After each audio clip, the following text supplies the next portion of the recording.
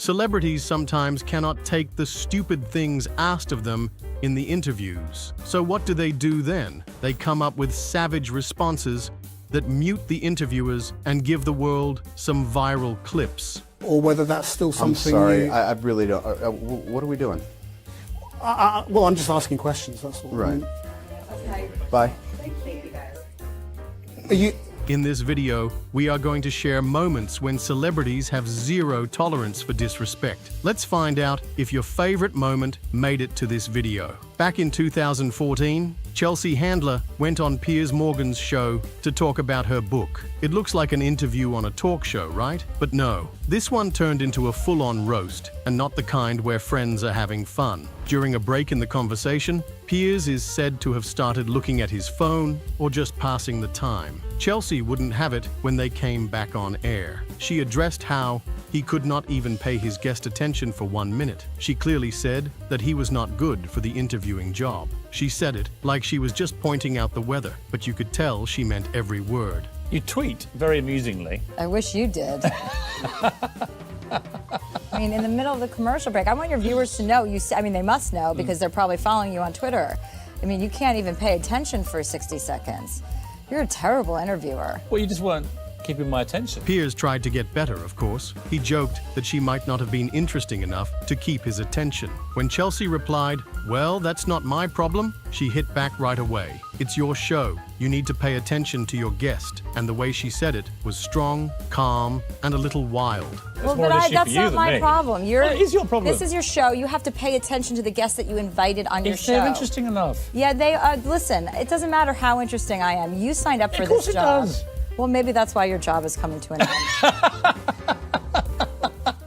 Wow. Oh, wow. It felt tense and interesting all at the same time. Piers was trying to stay in charge, but Chelsea wasn't going to put up with his smug attitude. On his own show, it was like seeing someone change the story and take charge of the moment. On July 7th, 2014, Joan Rivers went on CNN to talk about her book, Diary of a Mad Diva. She was being herself, sharp, funny, and full of attitude. The show was going well until the host, Frederica Whitfield, went off-road. The host said something rude about Joan's comedy being too rude, which, let's be honest, is exactly what makes Joan, Joan. Joan didn't fake a smile to brush it off. She clapped back right away. She said that she wrote the book daily, writing down things that made her laugh or irritate her. That was her way of telling everyone that she knew what she was doing.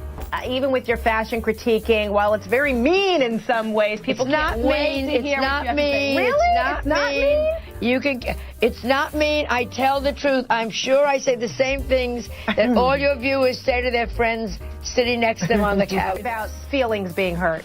Well, not when it's about dresses. It's not about them. It's about clothing. My last book was on the bestseller list for 19 weeks. When people say bad things about her, she replies that what people say on TV is the same as what they say with their friends at home. The host was not ready to give up. She kept poking fun at Joan and calling her humor mean, especially the way she criticized fashion. "It's not mean. I tell the truth." Joan stood her ground. She looked like she was getting angrier as the conversation went on. The host then asked Joan why she was wearing fur out of the blue, which was the strangest turn of events. That was the last blow. Joan lost it. "Are you wearing leather shoes?" she asked to show the lie. "You eat meat. I want you to be perfect before you come for me." She told the show very clearly that she wasn't the right person to be talking to a comedian and called the whole thing a defensive interview. After that, Joan turned off her mic and left. That's it. Boom. The talk is over. The host was left speechless. It was typical Joan. She didn't say sorry, was completely honest, and wasn't afraid to leave when someone crossed the line. Your book, you're wearing a fur, and you knew that there would probably be animal rights activists. You know, or this even whole PETA. interview is becoming a defensive interview. No! Are you wearing leather shoes? Yes, Shut no, up. I'm talking. You know what I mean? I don't want to hear. You're wearing fur. You're wearing leather shoes. I'm not an activist, You're but I'm eating, saying You're people- eating chicken. Yeah. You're eating meat. I don't want to hear this nonsense. Stop it with, and you do this, and you're mean, and you're that. You are not the one to interview a person who does humor. Sorry. Are we serious? On June 17th, 2013, Russell Brand went on MSNBC's Morning Joe to talk about his upcoming worldwide comedy tour. But the moment he sat down, things fell off. The hosts clearly didn't know who he was. One of them even admitted it on air, saying, "I'm told he's a big deal, but I'm not really into pop culture." All right, joining us now, he's a really big deal. He's a big deal. I know. I'm told this. I'm not very pop cultured. I'm sorry.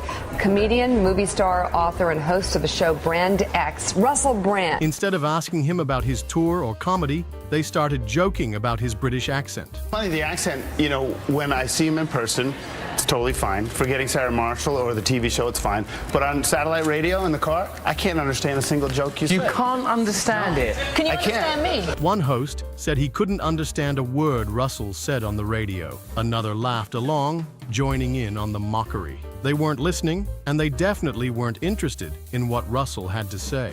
Russell tried to steer the conversation back to his love for stand-up comedy, but they kept interrupting and making fun of him. That's when he decided he wasn't going to just sit there and take it. He calmly took control of the entire segment. He called them out right to their faces for being unprofessional and not paying attention. Without raising his voice or getting angry, he completely flipped the tone of the interview. The thing I enjoy most is stand-up comedy because you're direct with your audience. You can't be misinterpreted. People can't get confused. You know what happens if you work in media? People like to change the information so that it suits a particular agenda. If you're in a room with people, then what you're saying is clear. I think I'm just this is my first Brand experience? brand, yeah.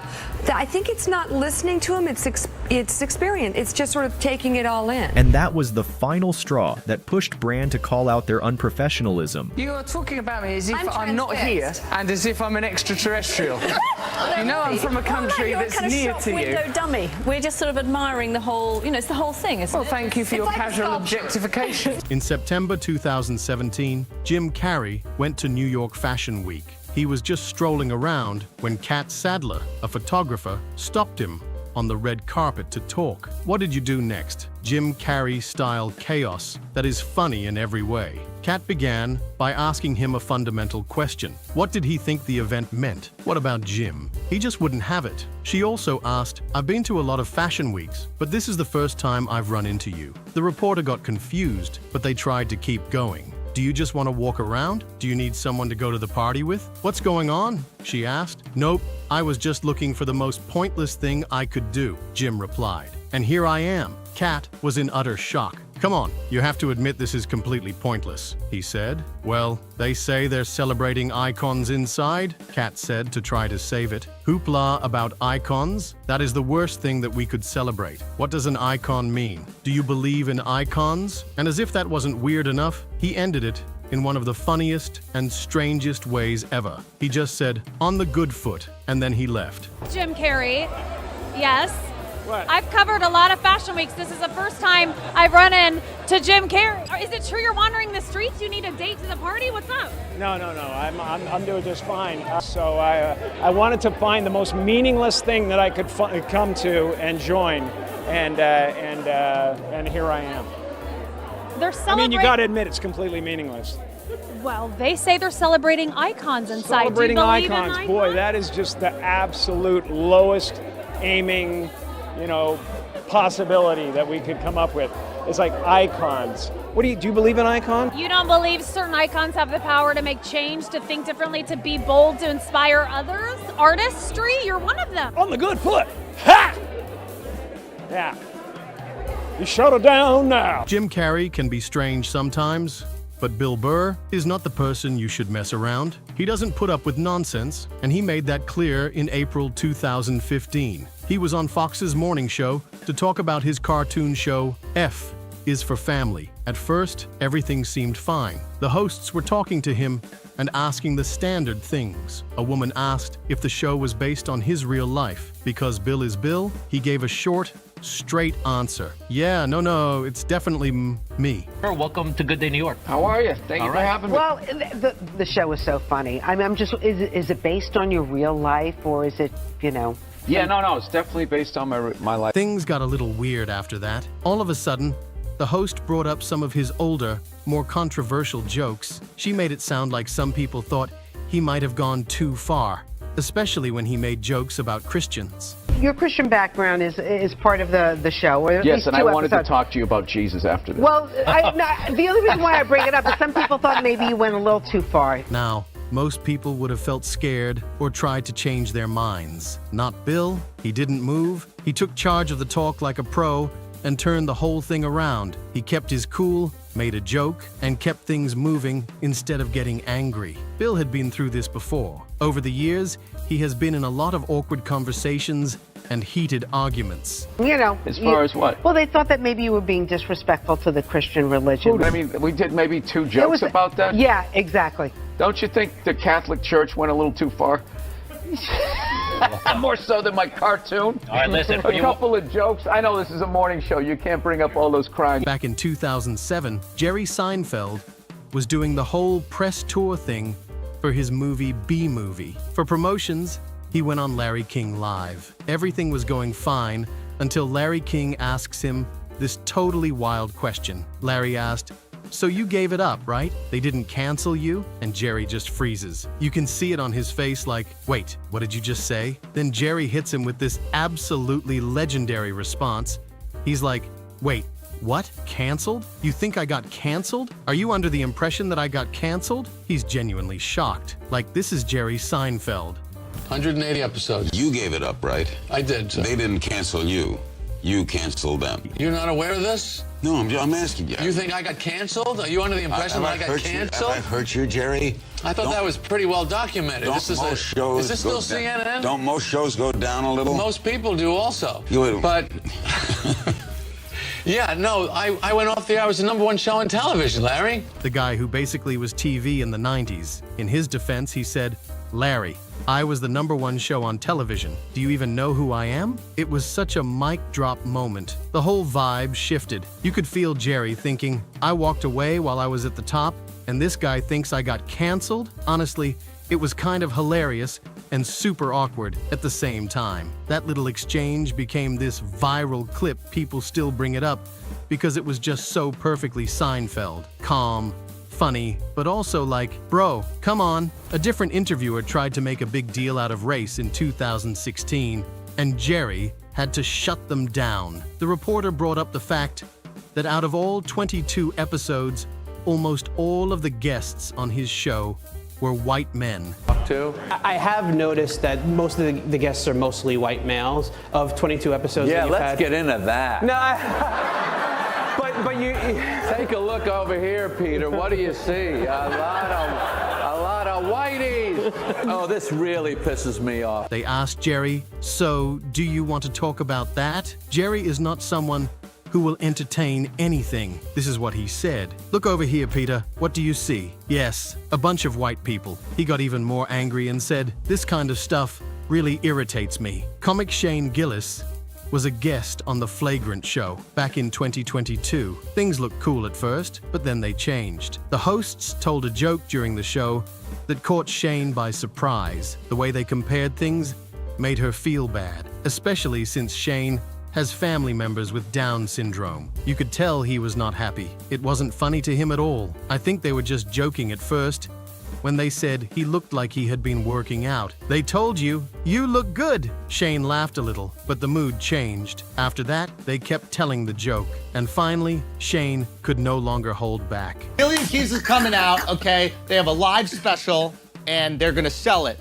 through the website. What's the website? GillyandKeeves.tv. Bro, Shane actually has been working out, dude. This is Yo! Let's see it. Hold on. That's crazy. Oh my God. Bro, you look good. Is this from West Point? I don't think that's funny.